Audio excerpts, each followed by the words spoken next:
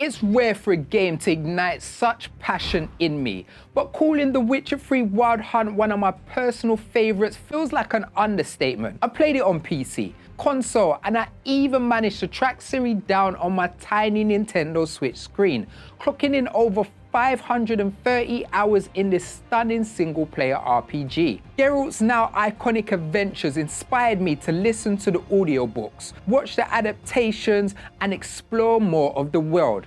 But for me, nothing quite reaches the heights of what CD Projekt RED achieved back in 2015. What's good, PC gamers? I'm Midas. To celebrate 10 years of this incredible dark fantasy RPG, I'm looking back at what makes The Witcher 3 so gripping even today. How a side quest about a frying pan became so compelling. Fascinating story. Any chance you're nearing the end?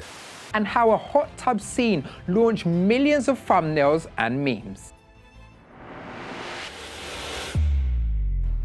We've all been there. Locked in a conversation tree with a blankly staring NPC when I just want to complete his side quest so I can level up.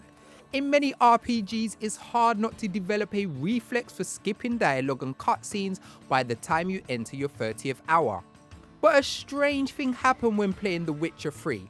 When someone spoke, I listened. When a cutscene played, I didn't mash the skip button. When Geralt faced a difficult decision, I stared at the wall and thought hard about it. The writing in The Witcher 3 not only made me feel like I was in a living, breathing world, but many of my actions had genuine consequences. CD Projekt RED has long prided itself on letting its storytelling lead the game's development.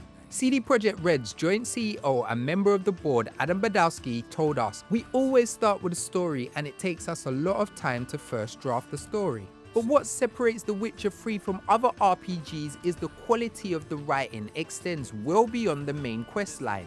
For all the love we heap on Bethesda's RPGs, there's no denying some of the minor characters and plot lines feel a little, half-baked. But The Witcher 3 is packed with characters who feel integral to the game's world. As our review put it, when I'm engaged in a mini-narrative, I'm not thinking about the XP rewards, or the money I'll get, or the allegiances I'll forge, or the buffs I'll unlock. I'm not grinding. I just really want to know and understand what's going on. In The Witcher 3, your decisions in a quest carry tremendous weight. Take the infamous Bloody Baron quest for example. Your choices directly affect the fate of his, spoiler alert, monstrous botchling child. This emotional rollercoaster of a storyline helps you understand why the Baron became a drunk, the heartbreaking circumstances surrounding his wife Anne's disappearance, and so much more. Our first encounter with the Baron begins early in Geralt's journey. You come across the Baron's men who attempt to torment you. Oi, great boy, what's the point of having two swords?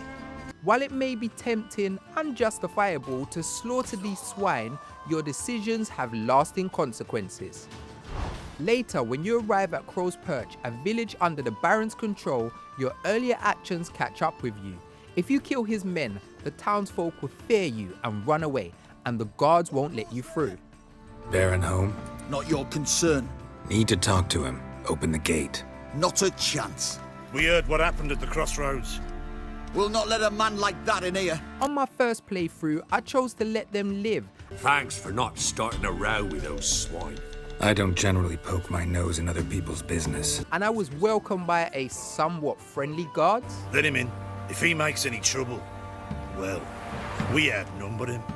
Regardless of how you handled that encounter, the Baron remains surprisingly cheerful when you meet him. He shares a tale involving Ciri, which allows you to briefly play as The Witcher 4's future protagonist. This flashback leads the Baron to plead with you to help find his missing wife and daughter, kicking off one of the game's most complex and emotionally compelling quests. This is just one example of The Witcher 3's brilliant writing and quest design. CD Projekt RED doesn't just fill the world with filler tasks, they craft layered, meaningful stories that stay with you long after the quest ends. The Witcher 3 Wild Hunt offers a writing style that rewards curiosity, yet it still astonishes me that it's so much more than just a great story. Behold the flame of grace and mercy! special fire for you, freak. Nice, slow burning. Rich and beautiful, bleak and dangerous, The Witcher 3's open world is the perfect staging ground for its dark fantasy storytelling. Its muddy roads, overgrown forests, looming mountains and desperate towns come together to create a landscape that feels somehow both otherworldly and grounded. Caught between the civilization and order of mankind and the wild chaos of the supernatural. Even today, it stands as a technical marvel, one of the most beautiful and convincing worlds in gaming. From warm sunlight filtered through the leaves of a swaying tree, to the bursts of colours of wildflowers scattered across a grassy incline. These are wonderful little details everywhere you look that make your journey feel all the more immersive. But the greatest strength of The Witcher 3's world is the adventure you create within it.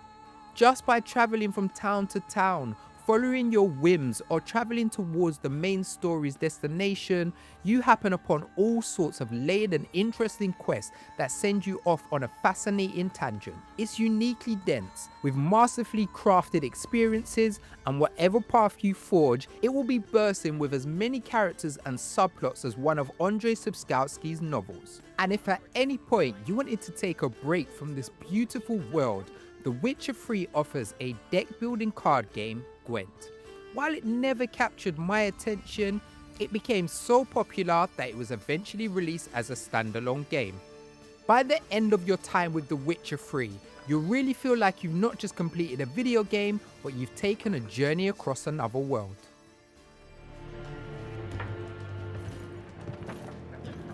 I'll not drink with Weaver Lost freaks. The Legend of Zelda Ocarina of Time was one of my favourite games growing up. Riding through Hyrule on Epona, slashing beasts in the fields of Hyrule, all in the pursuit of a princess named Zelda. Geralt of Rivia always reminded me of a gruffer, older, unapologetic version of Link. If Link drank hard liquor, had a voice like he chain smoked, Found signs of a fight in the room. Know anything about that? and romanced women by the dozen.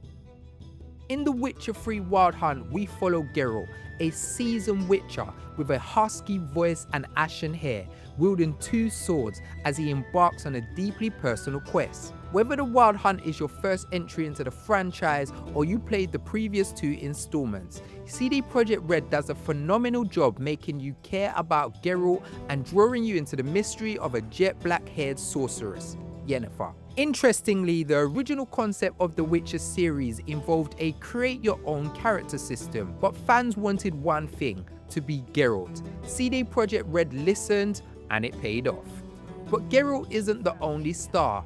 His father-daughter bond with Ciri is one of the most touching parts of the story. The love triangle with Trish and Yennefer is compelling. I'd heard you and Trish made a great couple. Yen, I'd lost my memory. Really? That's your excuse? Even for players like me who hadn't experienced Witcher 1 or 2. In fact, as joint CEO Adam Badowski told us, the Yen-Trish split wasn't even part of the original plan for The Witcher 3. What makes Geralt so memorable is that he isn't a superhero. He's an outsider, a reluctant survivor. He is both shunned and desperately needed. And while he has every reason to be cold and self-serving, the game constantly presents you with opportunities to make noble, empathetic, and deeply human choices. The combat in The Witcher 3 is relatively simple on the surface, but it offers enough depth to stay engaging throughout your journey. Geralt wields two swords, a silver sword for monsters and a steel sword for humans and animals. You can choose between fast, agile strikes or slower, more powerful blows depending on the enemy and your strategy. Thanks to his Witcher mutations, Geralt also has access to Signs, a set of magical abilities that add versatility to the combat. For example, Gwent provides a protective shield, whilst Igni, my personal favourite, lets you blast enemies with fire. He also has a crossbow, which you receive early in the game, and a range of bombs to deal with different threats. Combat in The Witcher 3 is one of the most debated aspects of the game. Some argue it lacks depth, And no, it's not as punishing or technical as a Dark Souls, but it's not trying to be. I found it fun and satisfying, especially when using Geralt's dodges and fluid movements to dance around his enemies. The brutal finishes and decapitations add a cinematic flair that keeps battles exciting. In fact, the combat system has influenced modern action RPGs. You can feel its DNA in titles like Assassin's Creed Origins and Odyssey, which adopted a similar blend of light and heavy attacks and dodge-based mechanics. Preparation is just as important as execution, especially against tougher foes. Before big fights, you'll apply blade oils to your weapons for bonus damage, brew potions, and consult your beastry to exploit monsters' weaknesses. One of your first major hunts is a griffin, a hybrid enemy. By studying its traits and applying the appropriate oil, you'll dramatically improve your chances of success. Combined with the RPG style skill trees, weapon upgrades, and armor management, The Witcher 3's combat still holds up a decade later. And with The Witcher 4 on the horizon, I can't wait to see how CD Projekt RED evolves this system in the next chapter of Ciri's story. There are so many facets to why The Witcher 3, even 10 years later, still holds such a dominant place in my mind. The fun yet robust combat system that blends melee and magic skills seamlessly. The music, it only takes a few bars of the iconic score to transport me back to intimate moments with Yennefer. Yes, I said Yen, not Trish.